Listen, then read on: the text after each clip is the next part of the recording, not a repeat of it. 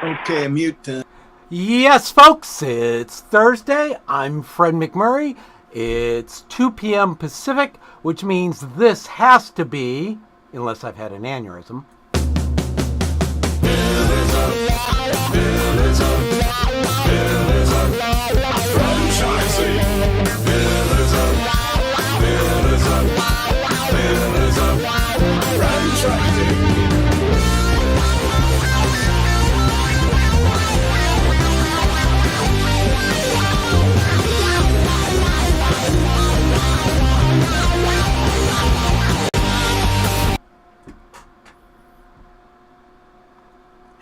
Look at what Kristen has in her hand. Ooh, you know how I am every day. If we're going to be doing a discussion about a QSR or any kind of franchise, I like to go check it out first. So this was my kind of proof of concept, so to speak, based on the article I read last night. And I was sending you texts at like 11 o'clock saying, hey, check this out, right? Yeah.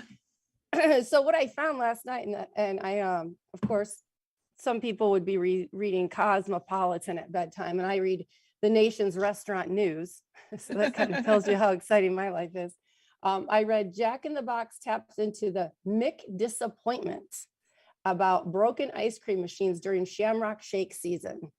And I was like, whoa, wait a minute. You know, you already know I go to McDonald's at least once a day to get my large unsweetened iced tea. So I thought, I'm going to have to check this out.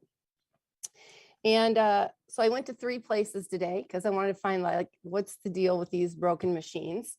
And the first one I went to, it was like at 9 in the morning. The lady said it worked. Cool. Second one I went to, the lady said, well, no, we don't have those. Well, wait, yes, we do. Nope, we don't.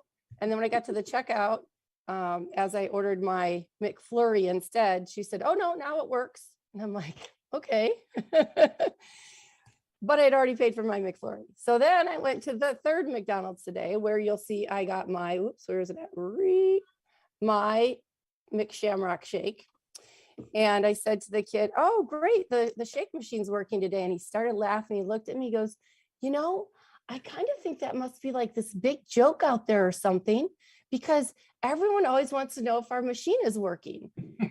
And I said, well, yeah, I mean, I think it's kind of known out there that the machines break down a lot. And he goes, well, you know, and I got to give a shout out to the Roselle, Illinois McDonald's, because he said, I got to tell you, the one here just doesn't ever break down.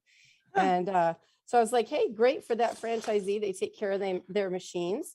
And a friend of mine said, well, you got to always go to the one in Roselle because the one in another town nearby is always broken. So that was my research on this very interesting McDisappointment. So I have to get this straight. You have had a McFlurry and a Shamrock Shake. Did you get something at the first location? Well, that's where I got my first iced tea of the day. Okay. And then I bought a salad, but I didn't eat it because the McFlurry filled me Because you're up. full of McFlurry. Yeah. And now I have my all for the show. It was all for the show. You can absolutely blame the show. Yep. That is hilarious. And so the reason that they're doing this, there's a McBroken.com. It's a funny marketing thing, and they've done some interesting marketing. Someone has overtaken that URL. Yeah. To talk about where they have the Shamrock Shakes, right? One of my favorite places, we'll say in the wee hours of the morning on the West Coast, called the Jack in the Box. Right.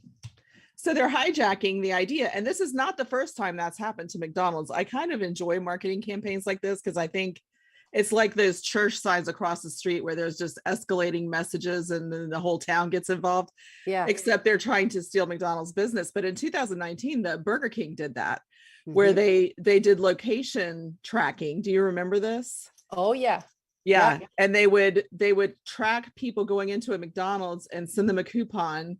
It was more complicated than that, but then they would have a certain amount of time to run to the nearest Burger King, and they would provide the route.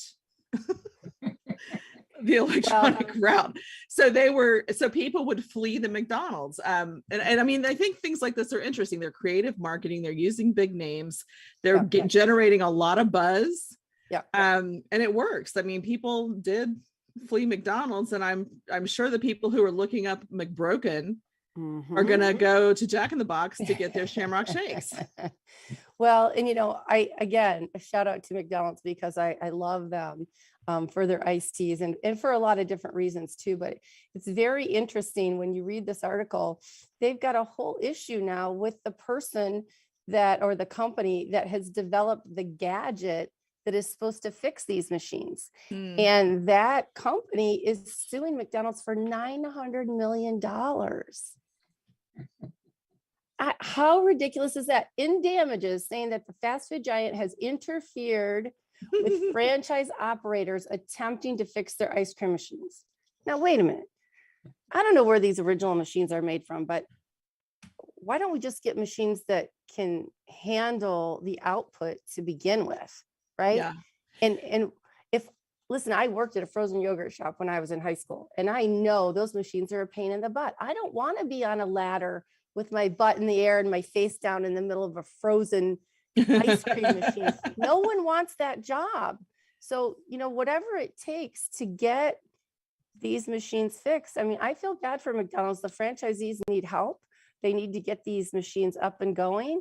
And I just found it really funny because, Jack in the Box and this whole McBroken thing and the Mc disappointment just struck me last night. And so now today I'm going to have lactose intolerance from all these green mint shakes and flurries today. It's interesting that the young man in the drive-thru didn't know this, because you're in Chicago, I'm in Spanish Fort, Alabama, and it is all over the what's happening in Spanish Fort, what's happening in Fairhope, what's happening in all our little tiny communities. There is a lot of chatter about which McDonald's has working shakes machines. So it is a thing, and it is damaging the reputation of McDonald's. If that's a running joke, they don't want that. And I'm amazed that McDonald's hasn't sued them to recoup that. I know. Oh, hell no. So that's our word on the street. Before you go, you might want to call, as I did, to one of the McDonald's. And the girl that told me yes, but no, but yes, but no, but yes, after I paid, I said, wow, does the machine go down a lot? And she goes, unfortunately, here it does. And I'm like, okay, so at least I know the one to kind of shy away from if I'm really craving that mint shake. So yeah. Because there you have it. That stuff all year, right? That's right. Don't be Mick disappointed out there, folks. Make a call first. Whoa, suddenly I'm there. There you are. Hi, Ray. Well, we have a very interesting guest today. His name is Carlos Gomez, and Carlos is the manager contract compliance services auditor. Mouthful. That's a lot to say, huh? Yeah, I know. So Carlos has extensive experience in performing and managing contract compliance audits in various industries.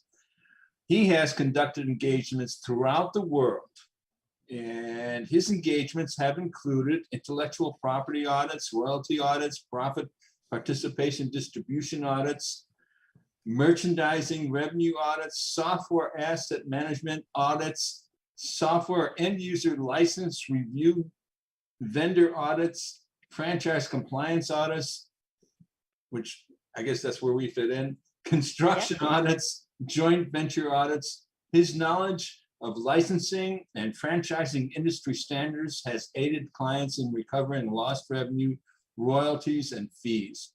His engagements have led to a significant return on investment and recovery of audit costs for his clients. Carlos's ability to engage his engagement in a professional and non-adversarial approach has led to higher cooperation from third parties in completing audits and settlements and discussions. Welcome to the show. That's a mouthful. Thank you, Ray. That's a lot. Now, luckily, when I met you, Carlos, we just talked about, we go out and we audit franchises for the franchisor. We make sure people are paying what they should pay, when they should pay it, how they should pay it, and the books look good. And I was like, oh, simple, right? Yeah. So to me, it made sense. All that stuff Ray said sounds really complicated. And I know when I said Whether they're